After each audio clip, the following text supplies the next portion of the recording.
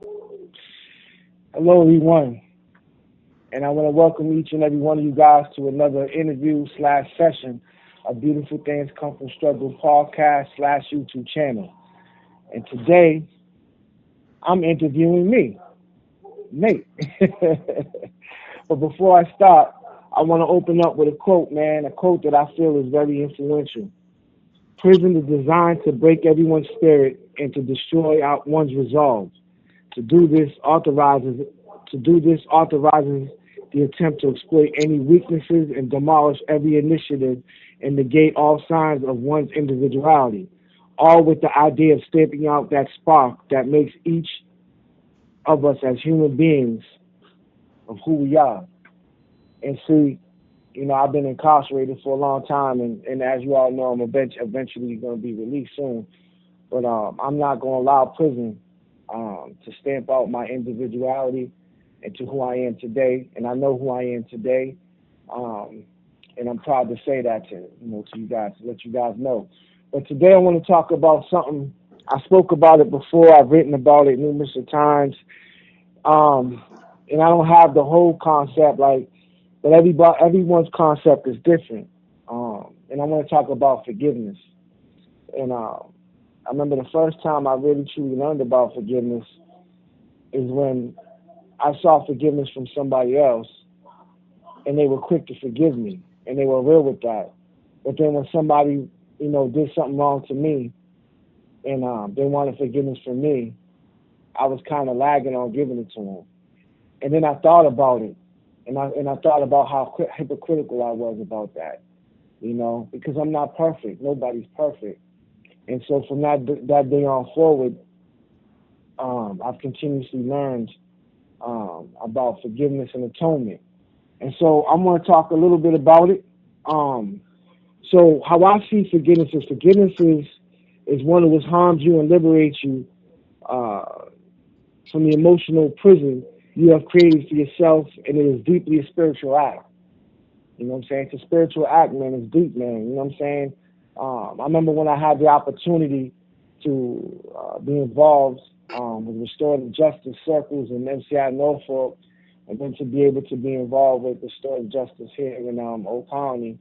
And I just found it to be just a very profound group, self-help group. And to see victims um, express forgiveness to those who committed those acts to their families, it's something that I could never forget. Um, but forgiveness also is the quickest road to freedom and serenity. When one forgives the past, you release self from the grip that is present. I remember years ago I was watching the news, and and I seen this little girl, man, beautiful little girl. I forgot her name, and she had got shot, and she had got paralyzed. And probably some of you listeners probably know what I'm talking about. And the brother that got incarcerated for that was in court, and I know him too, man. Anthony Warren. How you doing, brother? Shout out to Anthony Warren, Big G. And to see this little girl who was paralyzed forgive that brother, uh, it really brought tears in my eyes, man. It takes strength uh, sometimes to just do that, man. And so that was very inspiring for me, man. The obstacle to self forgiveness, the obstacle to self forgiveness is self hate.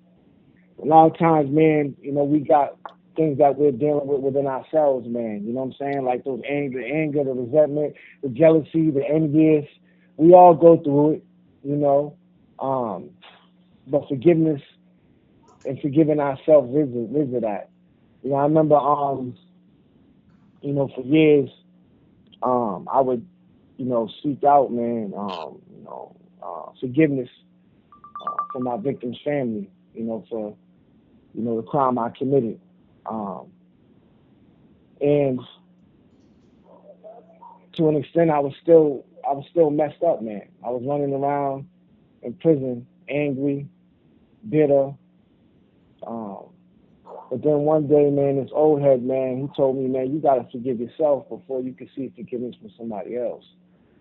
And once I was able to begin that process of forgiving myself, that self-hate, certain things began to open up to me. But I will say it's a process. It's not something that happens overnight. Sometimes it takes months. Sometimes it even takes years. But it's something that I had to do. Um, and it's an integral aspect of personal growth. It involves self-examination, acceptance of your weaknesses and your failures and your disappointments. And it entails, man, like identifying your personal shortcomings, right? And recognizing, your subtle judgments and so on and so forth. So you're working on your weak parts. A lot of times, man, we want like when one goes to the gym, you may be good at chest or good at shoulders or good at arms, and you always want to do those exercises, but you don't want to do your legs. You don't want to do the squats because it's hard for you. You know what I'm saying? And one thing I learned, man, is when we work on the difficult things, our weaknesses become our strengths. So, I think that, again, working on yourself and working on loving yourself and forgiving yourself is working on your weaknesses. Because, a lot of us, man, we come from, the inner cities or come from some very traumatic backgrounds where we're told that we're nothing or we can't be nothing or we can't believe in ourselves or our community. And then we don't feel it, And so that's where I came into that area. There's certain parts of forgiveness too. You got cheap forgiveness, you got that refusal to forgive, you got the acceptance, and then you got the genuine forgiveness. Cheap forgiveness is given without acknowledgement of the violation to maintain the relationship forgiveness, and is premature, superficial, and undeserved. Yeah, I don't know about you all, but I did that before. I did it before. Then we got refusal to forgive. Unwillingness to address the violation due to, number one, enough time has gone by to address the violation. Number two, a desire to punish the offender. And number three, fear of appearing weak or violating value systems. Yeah, I remember mad times, man, because I was insecure. And somebody would do something to me, and mad dudes, yo, man, you let not do that, whatever. But in my heart, man, I'm like, yo, man, listen, man, I want to really forgive that individual. You know what I'm saying? Like, I really wanted to reach out with my hand and be like, you know what, brother, it's all good. You know what I mean? But because, man, I was caught up in what other people were thinking, not wanting to appear weak, I played myself, But I thank God, man, that today I don't care what people think. I really don't give a damn. You know what I'm saying? If somebody does a harm to me, and if I feel that it's sincere and I feel that I'm ready to forgive that person, then I'm gonna allow that, I'm gonna allow that to come in, man. And I'm not gonna give a damn about what nobody thinks, feels, or whatever. And so that's how I feel with that. Then we got acceptance, which is coming to terms with that violation, with the offended participation and allowing yourself to move on. Sometimes, man, somebody's gonna come and they're gonna ask you forgiveness, and I guess it means that just because you forgive doesn't mean you forget. You know what I'm saying? But participating in that, you know what I mean?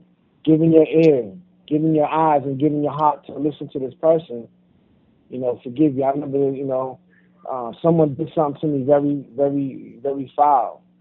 And they came to me and they apologized to me. You know what I'm saying? And I accepted that apology. It doesn't mean I forget it. It doesn't mean that I like what they did. But I was able to participate in meaningful communication and allowing that to take place and just moving on from that. And so now, when me and that individual see each other, it's hey, how you doing? And there's no negativity in it. Genuine forgiveness. This is real. Addressing feelings the outcome of the violation with the offender. Let me repeat this. Genuine forgiveness, true forgiveness, is addressing feelings and the outcome of the violation with the offender.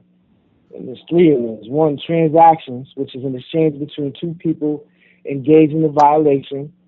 Number two, conditions, regulations around repentance and restitution. And number three, vigilance, offender ongoing awareness and willingness not to repeat offense. A lot of times, man, I remember too, man, we talked about this in Islam, where when you seek forgiveness, you repent. It doesn't mean that you do something and you keep doing it over and over and over again. That takes away from the value of the forgiveness. You know what I mean? I remember when I was a little kid, and my nanny, I used to be like, "Oh, I'm sorry, man. I'm sorry, man." And she's like, "Well, why you keep doing it?" And I remember that. And some of these situations, man, they've happened when we're kids, man. When we're kids, But anyhow, I just really wanted to share, from my point of view, about forgiveness. And I'm not here to teach, and I'm definitely not here to preach. Man, I'm just here to reach, and I'm just here to just try to give you guys the best part that I got to give. And it's a germ. And I'm not talking about the germ like when we catch that cold and we give it to somebody else, but I'm talking about that germ in which, man, we spread positivity, love, wisdom, knowledge, and understanding to each and every one of us, man. That's what it's about. That's what it's about.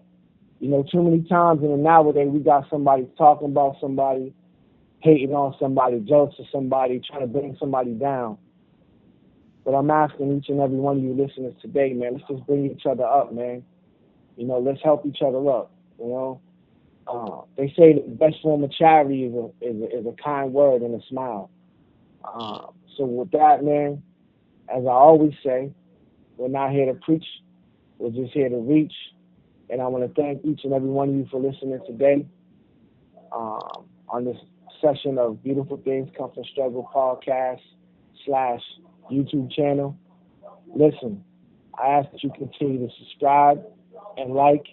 And with that, peace and God bless.